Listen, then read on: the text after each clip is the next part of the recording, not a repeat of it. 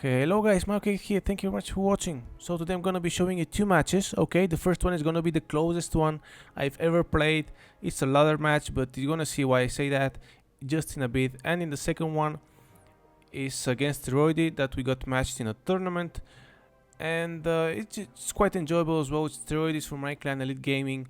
You're gonna like that as well. But before anything, I want to mention that I haven't been active for a while. For one side, because it's summer, of course, and I try to enjoy the weather. And for a second side, is because I went to Madrid to play the Clash Royale tournament, actually, where I finished second for €1,000 and Samsung S7 Edge and a lot of gadgets. Which, if you want to know more about, just check my Twitter account, MaukHCR. I have retweeted a lot of pictures, Instagrams, or whatnot, where you can see everything you want to know about this tournament. But that's not why you're here, guys. You clicked on this video because you wanted to watch some Clash Royale matches. So let's jump into the first one, okay? It's against a Chinese player, I guess. I'm almost certain.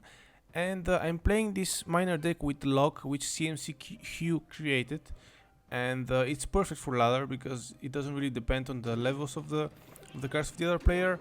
And I go with the typical attack, just as 5 Elixir 1 to see what happens, because I don't like to sit at 10 Elixir, I'm not one of those guys.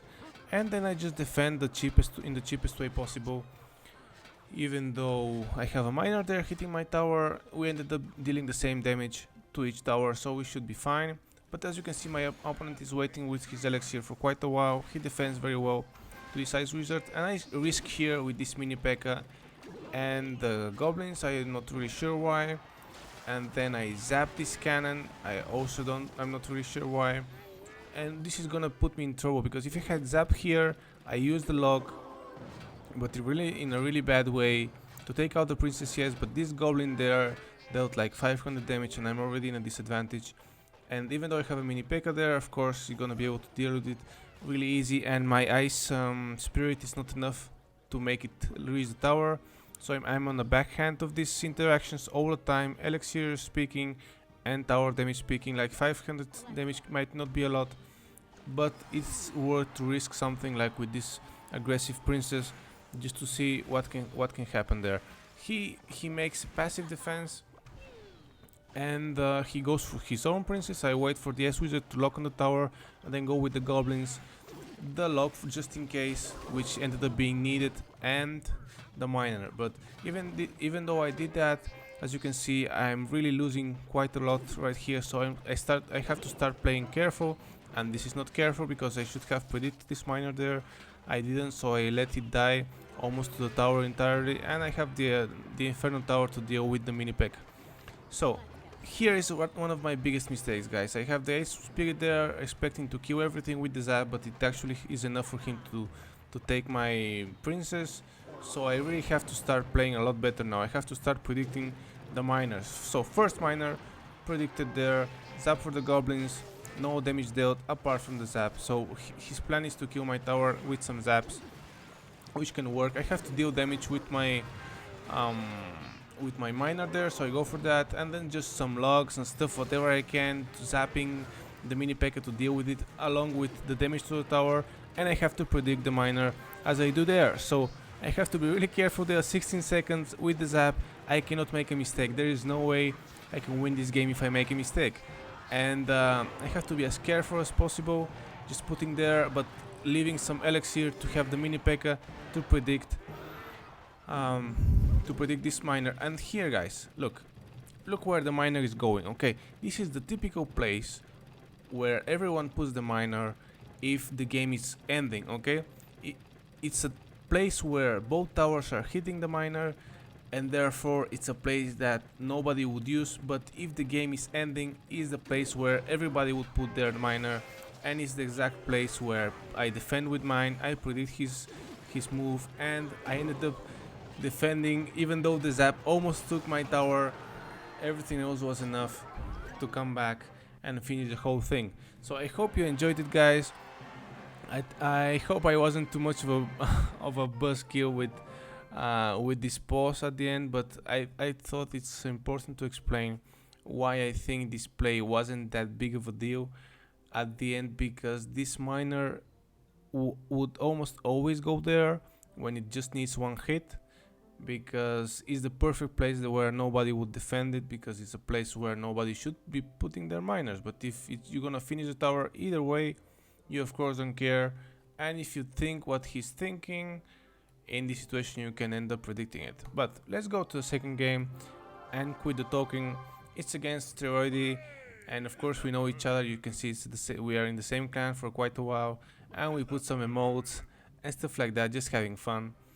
And I have my Furnace deck here, which some of you guys asked to have more videos from, and this is a very typical situation in tournaments, in ladder, whatever it is. You begin with something, let's say it's a Furnace in this situation, it can be everything, because you don't have Elixir Collector, or your Elixir Collector is in rotation.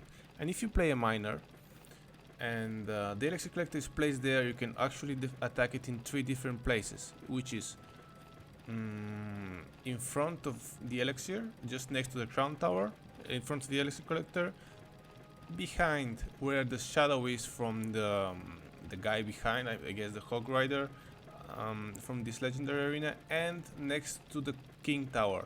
And next to the King Tower is a really risky place where I just put it, because if you leave it there, if you put it there and he doesn't defend, you will end up unlocking the King Tower. But since I expected him to defend, because I kind of know how he plays right now, I risked that because sometimes it's not worth the risk to go for this Elixir Collector that aggressively. Maybe just put it in front or one of the other 2 places.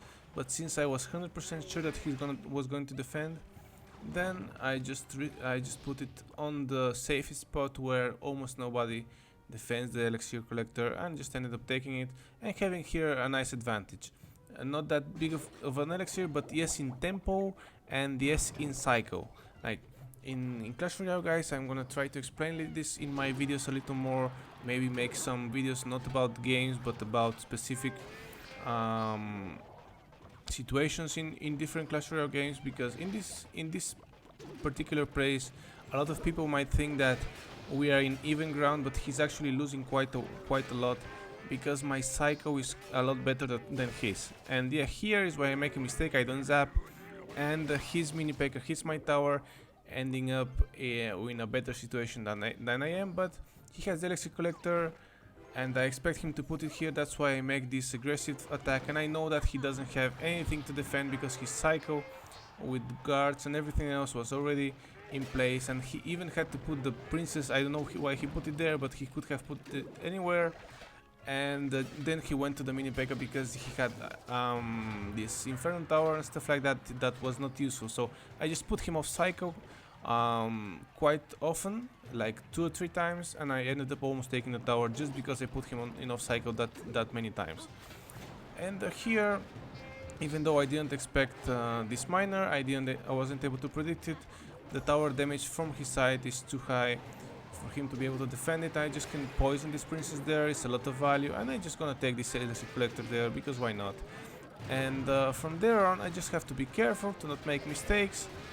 And even though he deals some damage to my tower, as long as I'm able to stop the mini P.E.K.K.A, he shouldn't be able to deal enough damage with just a miner and a fireball. So I should be fine like this, having some units there to stop his attacks, and just a poison there, just some stuff in there.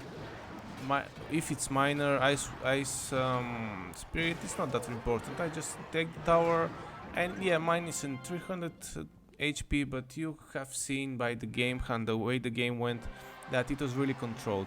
So once you get a good cycle, and once you start dealing well with this particular attacks from your opponent, and you have your perfect cycle all the time whenever you do your own attacks, even though you're even in HP, you have a big advantage as long as you don't make big mistakes. And you saw that I made a big mistakes. I let the mini P.E.K.K.A, one mini P.E.K.K.A hit once in my tower, but that's a big mistake. But that wasn't enough for him to take advantage and have the edge in the game. So I hope you guys enjoyed this replays, and as usual, hit me in the comments if you want to see something in specific, and let me know if you want to see some different decks or any other content that I might be able to create. So thank you very much for watching, guys.